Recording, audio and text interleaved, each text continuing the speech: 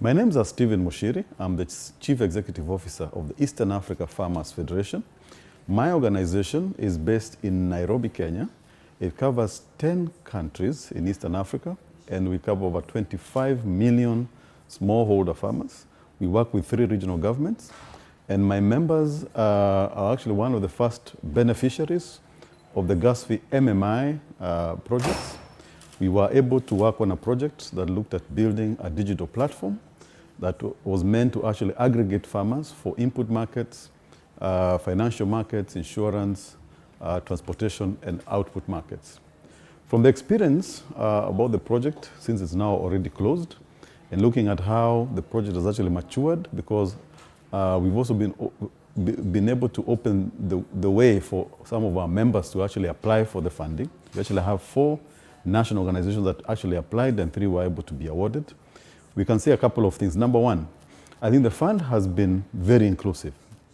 And what I mean is that this fund has been able to work with small farm organizations, large ones, young ones, old ones, national institutions, regional organizations, cooperatives, and all other formats of farmers. And I think this for me is actually in the spirit of not leaving anyone behind, which actually is very positive. That's number one. Number two, I think the consultative process within which the GAFSP has taken as a principle, for me, is very positive.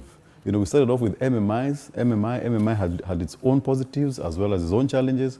But over time, you can actually see that whatever issues that have been raised, either to complement or to critique the process, have actually been part of the improvement of the fund over time. And I think for me, it's actually very good when the fund is able to present this and we're able to see those particular changes. For example, the project being too short, 3 years, and now we have programs that are actually more than 3 years. That's the second one. Number 3, I think the fact that we're able to learn so much, from the project.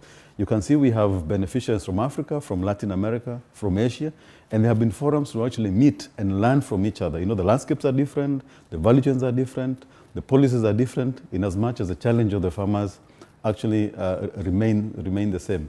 And I think for me, in terms of then the way forward, we're actually happy with the process. We can actually see that our consultative process the last couple of days has been helpful to the team.